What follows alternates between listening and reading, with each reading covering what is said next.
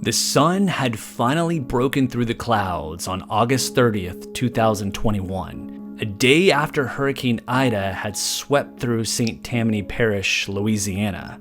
The storm's fury had left the area a wreck, homes submerged in floodwaters, trees uprooted, and the roads turned into rivers.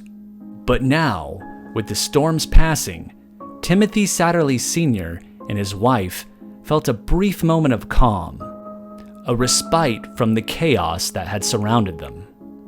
But what was soon to come would unfortunately leave this family altered forever. Timothy, 71, had lived through hurricanes before. He wasn't one to panic, even in the face of disaster. Their home had survived the initial onslaught, and with it being built higher up on stilts, had luckily escaped the damages indoors. But the floodwaters kept rising, turning the area around their house into a swampy mess. The couple had stayed put, hoping the waters would soon recede.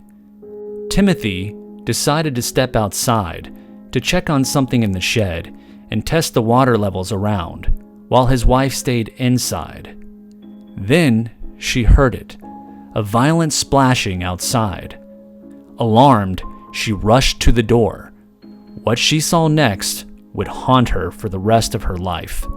There, in the murky floodwaters, was her husband, struggling against a massive creature, an alligator, over 12 feet long and weighing more than 500 pounds. It thrashed violently. Its jaws clamped down on Timothy's arm. He was fighting for his life while caught in a notorious death roll of the gator. She screamed, but the prehistoric reptile was relentless, and in a moment of unimaginable horror, it tore Timothy's arm clean off his body. Timothy's face was a mask of shock and agony as the water around him turned red. His wife's heart raced. She knew she had to act fast. As a devoted wife, she rushed to fight off the alligator herself, and to her relief, it fled as she approached, allowing her to pull Timothy to the front porch. Rushing in the house, she looked for supplies to render first aid, but she realized his wounds were too severe and she needed to get emergency help as quickly as possible. With no cell signal and no way to call for help, she sprinted toward their boat, trembling but determined. She rowed furiously, searching for any spot where she could get a signal, her mind racing, her heart pounding. It felt like hours before she found a high enough point where her phone would connect to 911. She screamed into the phone, desperate for help, her voice shaking as she explained what had happened. When she finally returned to their home, right around the same time as the rescue team, she was terrified of what they would find. But Timothy was gone. The water was still, as if nothing had ever happened. The alligator had disappeared, along with her husband.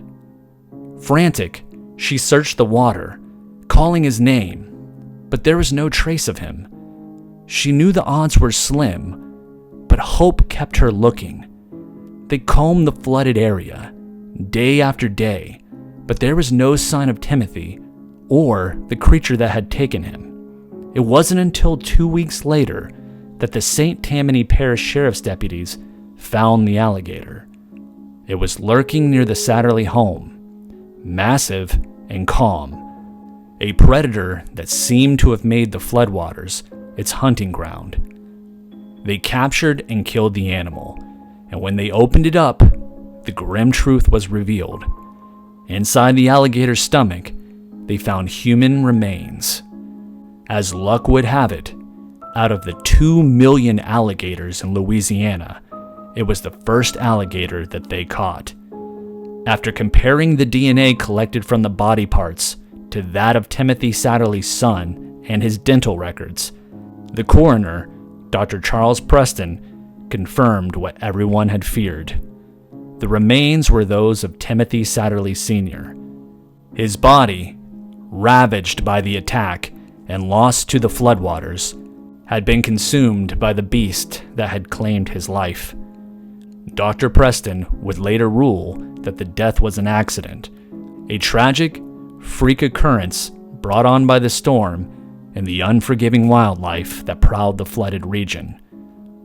The Satterlee family would mourn the loss of their beloved Timothy, a man known for his devotion to his family, a dedicated grandfather who volunteered at his grandchildren's school, a community member who worked on a team cooking meals for disaster victims.